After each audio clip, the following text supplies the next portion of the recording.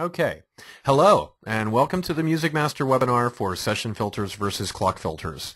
I'm Drew Bennett, and today we're going to go over the difference between these two features inside MusicMaster clocks. So I'll choose the main clock icon to open clocks, and then we'll choose a clock to work with and hit edit. The features we're going to talk about today appear in the Filters tab of an element inside a clock. So I'll choose the details of position 7, my C-Power 80s category, and I'll choose the Filters tab. So here we are in the Filters tab of our clock element, and you'll see the two features we're going to discuss today. The first is clock filter. That's what you see here at the top with the query drop-down boxes and the clock level ticker below it. Here we can set up a query requirement where you filter down to songs that meet your query criteria for this particular element. In this case, let's choose sound from the drop-down box here. The second drop-down we'll choose contains any of, and then we'll choose C for corporate rock, my C sound code. I'll hit OK and choose Add and come down to the clock filter level. So now I can choose clock filter level 1 at the bottom, and that just means that within this clock I can designate a level 1 clock filter as any song that contains C in the sound field. It actually frees me up to add another filter level, perhaps filter level 2 on another element in this clock, and I can then apply both of those filter level rules in my rule tree, and they're mutually exclusive of one another, so there's no confusion when testing and scheduling these filters, and I can turn one or the other on and off in the rule tree. In this example, I'm ready to hit OK and then turn the corresponding rule on in the rule tree. So let's go and open up the rule tree, and this is actually a step that's easy to forget to do. In fact, we hear from people every day who forget to do this. So make a note of this next step. Open the rule tree and find Format Clock Rules at the bottom on the right-hand side, and you'll notice several rules. Notice here, too, that you have a different rule for each clock filter level you can have, 1, 2, and 3. Apply your rule and save the rule tree. So I'll choose the All Categories folder here and the Unbreakable folder inside. I'll choose my Format Clock Filter 1 rule, and I'll click and drag that over. I can hit OK here, nothing to set, and then I can save the rule tree. Now you're ready to schedule with a clock filter. That's it.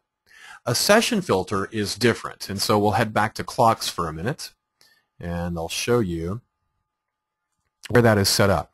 I'm going to choose position 8 here, choose the details, and back to the Filters tab. And of course this actually happens in the same place. It's just down here at the bottom. And you have 3 session filters you can apply just like you can clock filter levels. I'll choose to apply session filter 1. And now I can hit OK, and I'm actually done in the clock. I'll show you where we set the query criteria up, and I'll do that in just a minute. But the first thing that we've got to do is head back to the rule tree and back to our Format Clock Rules folder. You'll see the Scheduling Session Filter Rule folders, rules down here, and you'll need to highlight the rule that you want and click and drag that over into the rule tree, hit OK, and then save it. And now you're ready to go. But it's actually applied in the automatic scheduler as far as what you're going to do to filter down. So we'll have to go to the auto scheduler. We'll have to choose Monday here and hit OK. And now we're ready to go into the Filters tab of the automatic scheduler and talk about session filters. So here's the Filters tab in the auto scheduler, and I can set up a session filter 1 here. So really what this means is that I can run this clock normally, and it would schedule normally with my fixed position, scheduling that B, and everything would schedule just like it would normally with a fixed position. It would test the rules, and if it passes all of the rules, it would schedule a song, and there you go, no filter at all. But today we want to set a session filter. So today I'll say anytime you see a session filter 1 in an element, I would like you to go and find a song that has C in the sound field. So just like we did with the clock filter, I'll choose Add, and now I'm ready to go.